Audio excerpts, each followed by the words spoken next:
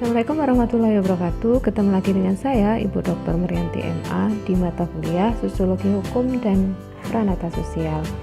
Pada kesempatan kali ini kita akan membahas tentang paralegal. Apa sih paralegal itu? Sebelum ke paralegal, kita membayangkan bahwa dalam proses berhukum ada seseorang yang bisa membayar pengacara atau tidak bisa membayar pengacara. Nah, seseorang yang tidak bisa membayar pengacara ini bisa didampingi oleh paralegal, yaitu orang yang memiliki kemampuan atau pengetahuan dalam beracara dan tidak dipungut biaya. Paralegal ini biasanya berasal dari masyarakat sendiri yang sudah mendapatkan pemberdayaan hukum sehingga dia paham tentang proses-proses berhukum. Nah, itu gambaran tentang paralegal ini ya. Jadi paralegal merupakan seorang yang bukan sarjana hukum tetapi mengetahui masalah hukum dan advokasi hukum. Pihak yang dapat memberikan bantuan hukum dalam bantuan yang luas di samping seorang advokat, pembela hukum, dan lembaga bantuan hukum.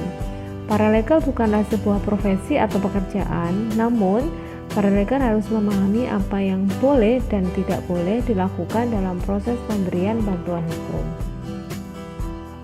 Dalam sejarahnya, pada tahun 1968 di Amerika Serikat, terutama ABA (American Bar Association) mendefinisikan bahwa legal assistant atau asisten pengacara merupakan orang yang memenuhi secara syarat pendidikan dan pengalaman kerja yang digunakan oleh pengacara, kantor hukum, korporasi, badan pemerintah, atau badan yang melakukan hukum substantif yang didelegasikan khusus untuk bekerja kepada seorang pengacara yang bertanggung jawab.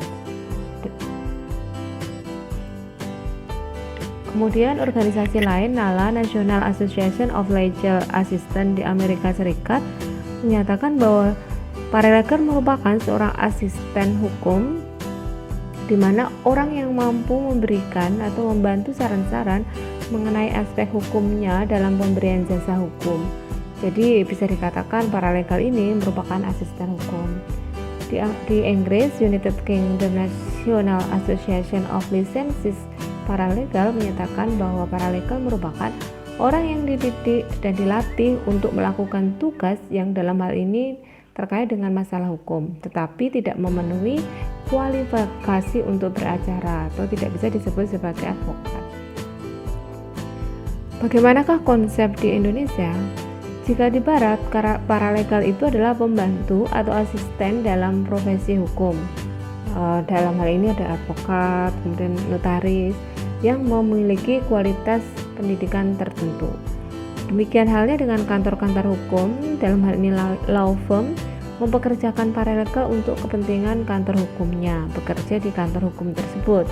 Misalnya saya seorang petugas hukum, katakanlah notaris, maka saya bisa mempekerjakan seorang paralegal itu di kantor saya.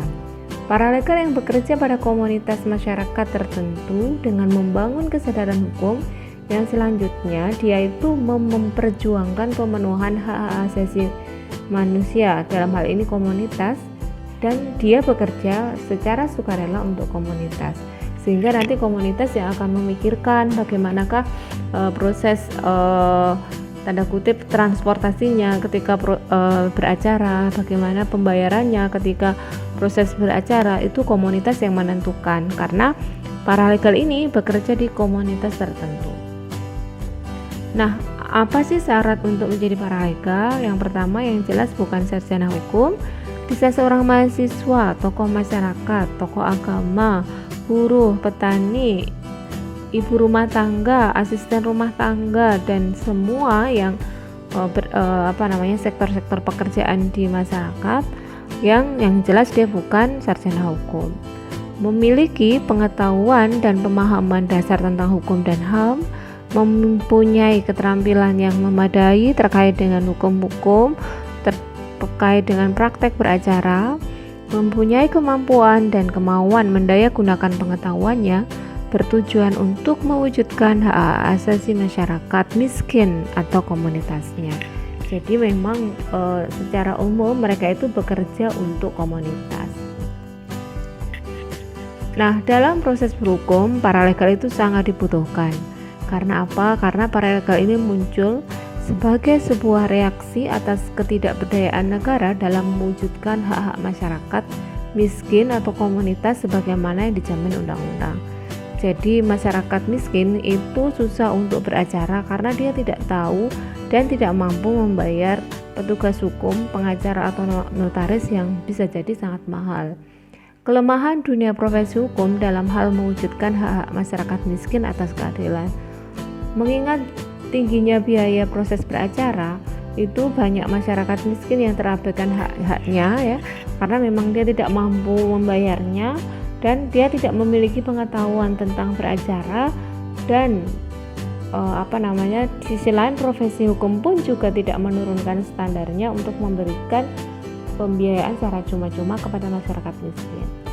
Kemudian alasan yang lain adalah kalangan advokat, pembela hukum yang tidak maksimal dalam melaksanakan pendidikan hukum sehingga membutuhkan perantara. Jadi dalam proses berhukum itu seorang pengacara atau notaris tidak bisa sendiri, jadi butuh orang lain untuk membantu proses beracaranya tersebut.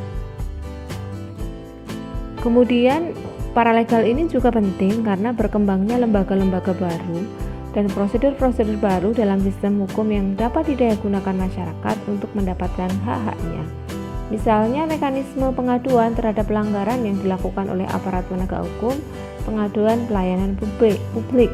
Nah, itu tidak bisa dilakukan sendiri oleh masyarakat dan tidak bisa dilakukan sendiri oleh pengacara, sehingga perlu adanya seseorang yang bisa menjembatani atau seseorang yang bisa menjadi perantara masyarakat itu bisa mendapatkan pelayanan secara maksimal. Kemudian jumlah penduduk Indonesia itu hampir 220 juta sampai 250 juta yang tidak sebanding dengan jumlah advokat dan organisasi bantuan hukum, sehingga paralegal yang bersumber atau berasal dari masyarakat sendiri itu sangat dibutuhkan. Kemudian kondisi geografis Indonesia yang terdiri dari beberapa pulau ya, yang sangat tidak memungkinkan dengan cepat satu orang berpindah dari pulau satu ke pulau lain, sehingga diperlukan seorang paralegal dalam komunitas yang dia bekerja untuk komunitas tersebut. Nah, apa sih tugas dan fungsi paralegal? Yang pertama adalah menghubungkan komunitas yang mengalami ketidakadilan atau pelanggaran hak asasi manusia dengan sistem hukum yang ada. Terutama adalah ketika ada kasus yang menimpa masyarakat miskin. Mereka perlu dibantu, mereka perlu dijembatani, mereka perlu dihubungkan. Bagaimana sih proses untuk menyelesaikan kasusnya tersebut? Dan bagaimana bisa mendapatkan bantuan dari pengacara dan sebagainya. Yang kedua, menjalankan fungsi mediasi, advokasi, dan pendampingan masyarakat. Jadi tugasnya itu sangat luas.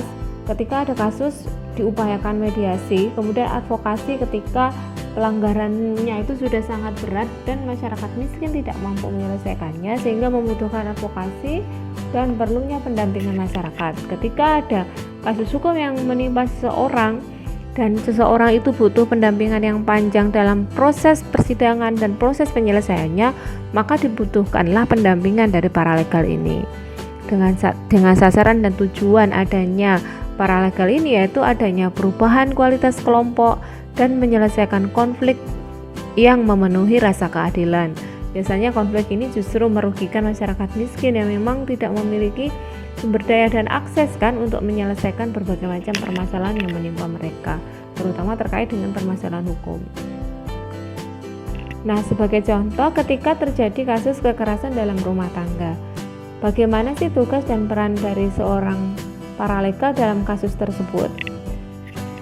Tugas dan perannya yaitu memberikan informasi tentang hukum material dan hukum formil, mengumpulkan barang bukti dan mengidentifikasi saksi-saksi, menyiapkan kronologi kasus kejadian kenapa bisa terjadi peristiwa tersebut, mendiskusikan kasus dengan mengedepankan kepentingan korban, mengantar dan menemani korban melapor kepada aparat penegak hukum, mencegah masyarakat di sekelilingnya menghakimi korban, memantau proses penyelesaian kasus KDRT tersebut. Jadi prosesnya itu panjang, mulai dari awal yaitu menyusun informasi, kemudian mengumpulkan bukti, menyiapkan kronologi, mendiskusikan, kemudian ketika di proses persidangan mengantarkan, kemudian memantau dan mengevaluasi ya setiap proses hukum yang sudah berjalan. Nah, itu rangkaian dari beberapa pekerjaan paralegal yang saya kira sangat berat, sehingga dibutuhkan pengetahuan dari paralegal itu sendiri untuk bisa paham bagaimana proses beracara. Nah, siapa sih yang bisa menjadi paralegal? Yang pasti tadi ya, bukan sarjana hukum dan mau bekerja untuk komunitasnya, bisa tokoh masyarakat, pemuda, guru, mahasiswa, pimpinan politik, petani, bahkan ketua kelompok tani, ketua yayasan dan sebagainya. Yang pasti dia mau untuk bekerja, memberikan bantuan kepada komunitas. Yang paling penting itu ya, tidak memandang siapapun, tapi yang penting mereka mau. Kemudian bekerja di komunitas masyarakat tertentu, baik desa, kota, di kelompok tertentu, buruh, petani, kelompok minoritas tertentu, perempuan miskin kota dan seterusnya. Kemudian syarat berikutnya adalah mengikuti pendidikan paralegal yang diselenggarakan oleh LBH, OBH, advokat dan sejenisnya. Jadi masing-masing asosiasi ini biasanya menyelenggarakan pendidikan paralegal yang khusus untuk memberikan pengetahuan kepada calon pendamping hukum masyarakat, sehingga mereka wajib mengikuti itu karena memang tugasnya sangat berat, sehingga dibutuhkan skill atau pengetahuan yang memadai tentang proses beracara. Nah, kewajiban paralegal itu lumayan kompleks juga, menjelaskan kemungkinan resiko yang timbul akibat sebuah tindakan, menanamkan rasa percaya diri kepada setiap anggota masyarakat, menjadi konsultan bagi organisasinya, melakukan identifikasi terhadap masalah yang potensial terjadi, bertugas sebagai mediator, memberikan nasihat tentang kemungkinan hukum yang berlaku, dan memfasilitasi, melakukan networking dan menolak kooperatif apabila terjadi kasus pelanggaran. Nah, sangat kompleks sekali ya tugas paralegal itu, sehingga pengetahuan dan praktek tentang hukum itu menjadi suatu hal yang wajib mereka ketahui ya sebelum mereka mempraktekkan tindakan-tindakan hukum tersebut. Nah, akan tetapi dengan adanya paralegal ini tentunya masyarakat miskin akan terbantu ya ketika mereka punya kasus, bisa disupport, bisa dibantu oleh paralegal dan didampingi sampai selesai kasusnya. Akan tetapi dengan keberadaan paralegal ini ada dampak negatifnya juga. Bisa menciptakan ketergantungan pada sebagian besar anggota masyarakat karena memang paralegal ini membantu serta-merta kepada komunitas tertentu sampai kasusnya selesai. Itu sudah menjadi komitmen dari paralegal yang ada di Indonesia. Kemudian kemungkinan menyalahgunakan posisinya sebagai paralegal untuk kepentingan sendiri. Selain di sisi masyarakat, di sisi paralegalnya sendiri itu juga bisa jadi menyalahgunakan posisinya sehingga melakukan pungutan liar, memberikan pendampingan tidak cuma-cuma dan seterusnya. Nah, itu bisa jadi menjadi peluang bagi paralegal itu sendiri ya untuk melakukan tindakan-tindakan yang di luar sewajarnya. Yang ketiga, terbentuknya patron terhadap sosok paralegal yang menghilangkan daya kritis anggota masyarakat. Nah, patron ini juga sedikit memberikan dampak negatif karena mereka menjadi tergantung dan daya kritis masyarakat itu menjadi sangat berkurang karena memang mereka mendampingi prosesnya sampai akhir ya, dari awal sampai akhir sampai selesai, kemudian masyarakat menjadi clear, oh ini sudah selesai kasus saya. Nah, tapi dengan ada keberadaan yang demikian itu justru membuat daya kritis masyarakat berkurang karena sangat tergantung tadi. Oke, terlepas dampak negatif ataupun positif, paralegal ini dalam konteks berhukum itu sangat diperlukan bagi masyarakat yang membutuhkan sehingga mereka mendapatkan hak-hak dan keadilan yang sama di mata hukum. Jadi semuanya itu bisa merasakan, kemudian tidak main hakim sendiri, tidak mendapat perlakuan yang tidak adil. Saya kira itu ya. Terima kasih untuk pertemuan kali ini. Tetap semangat, tetap menjaga kesehatan. Jangan lupa berprestasi juga ya, karena memang hari yang panjang ini tidak boleh kita lewatkan begitu saja. Time flies dengan sangat cepat. Kurang lebihnya minta maaf. Wassalamualaikum warahmatullahi wabarakatuh.